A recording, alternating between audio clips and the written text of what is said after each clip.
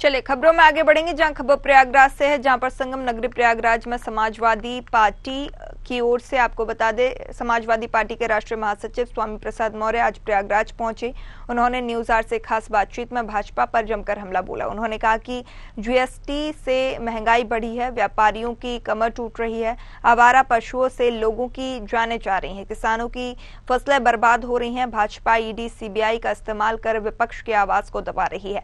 विपक्ष के सांसदों को निलंबित कर दिया गया है, तानाशाही से सरकार चलाना चाह रहे हैं। वहीं पर विपक्ष की आवाज दबाई जा रही है। किसानों की आय दोगुनी करने का वादा करके किसानों के साथ धोखा किया गया है। नेता स्वामी प्रसाद मौर्य आज इलाहाबाद का दौरा कर रहे हैं। आज क्या दौरा सर, किस तरह आज यहाँ प्रयागराज में आप आना हुआ, संगम नगरी में माघ मेला लगा जिसे लाखों श्रद्धालु यहाँ पे हैं। आज जो है कई कार्यक्रम आपके यहाँ लगा हुआ है। हम देखना चाह रहे हैं कि ये जनता आप काफी जो है कई मीटर ऐसे आए लगातार जो है आप जनता को किस तरह से आप प्रयागराज वासियों को जो 2024 की तैयारी के लिए अपनी पार्टी की क्या रणनीति है? जहाँ तक रही बात 2024 की तैयारी का, क्योंकि जब से भारतीय जनता पार्टी सरकार आई है बेतहाशा बेरोजगारी बढ़ी है। देश के करोड़ों नौजवान बेरोजगारी का दंश झेल रहे हैं। यहाँ तक कि बेरोजगार नौजवानों के सामने रोटी के लाले भी पड़ गए हैं। महंगाई से आम जनता की कमर अलग टूट रही है, जनता त्राही कर रही है। वहीं पर किसानों को दूना लाभ दिलाने का वादा करने वाली भाजपा सरकार आज तक दूना लाभ तो नहीं दिला पाई। अलबत्ते जब जब किसानों के खेत में उत्पाद तैयार होता है तो सरकारी ठेके नदारद हो जाते हैं। नतीजा होता है किसानों को औने पौने दामों में मजबूरी में अपने उत्पाद को बेचना पड़ता है। छुट्टा जानवरों का आतंक अलग से कहर बन गए किसानों पर छूटा हुआ है। छुट्टा जानवरों के आपस में लड़ने, मोटरसाइकिल चौपहिया वाहन की दुर्घटना होने और सांडों के मार देने से लोगों की बेतहाशा मौतें भी हो रही हैं। वहीं पर जिन छोटे मध्यम लघु व्यापारियों ने भाजपा की सरकार बनाने के लिए वोट और नोट दोनों दिया था, ये भाजपा उनकी भी नहीं हुई। सरकार में आने के बाद इन लघु मध्यम सूक्ष्म व्यापारियों को बड़े पैमाने पर जीएसटी के माध्यम से शोषण हुआ, धनादोहन हुआ और अब जीएसटी से संबंधित सारे प्रकरण ईडी को सौंपकर उनकी भी कमर तोड़ने की तैयारी कर ली है।